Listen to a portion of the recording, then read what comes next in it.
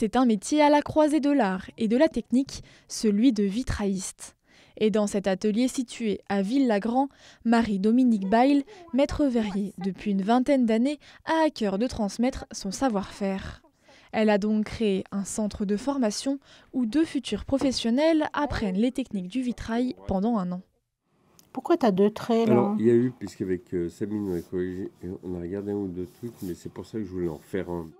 Première étape, le dessin de la maquette qui servira ensuite de modèle lors de la découpe du verre. On part d'un plan.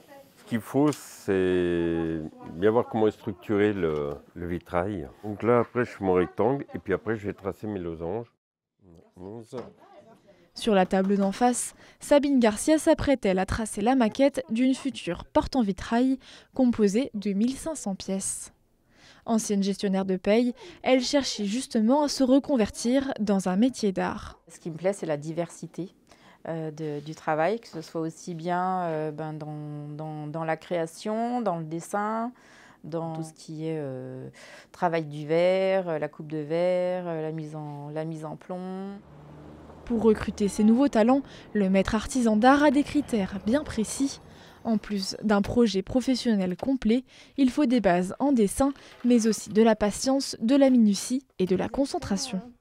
C'est tellement délicat à faire que ça réclame toute la concentration du participant. Parce que le vitrail, c'est une succession d'étapes. Chaque étape réalisée dans les règles de l'art assure la faisabilité de l'étape d'après.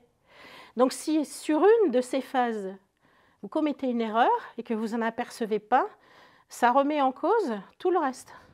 Avec peu d'artisans sur le marché et un fort intérêt pour le vitrail, le carnet de commandes de cet atelier déborde entre création et restauration du patrimoine. Quand on commande un vitrail aujourd'hui, on n'est pas livré demain, ni la semaine prochaine, ni même le mois prochain. Et la restauration du patrimoine, c'est très énergivore et chronophage.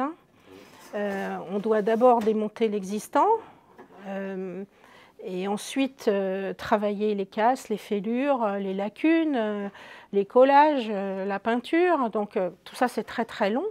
Un savoir-faire précieux qu'il sera possible de découvrir les 5 et 6 avril à Évian-les-Bains à travers des démonstrations et des ateliers dans le cadre des Journées européennes des métiers d'art.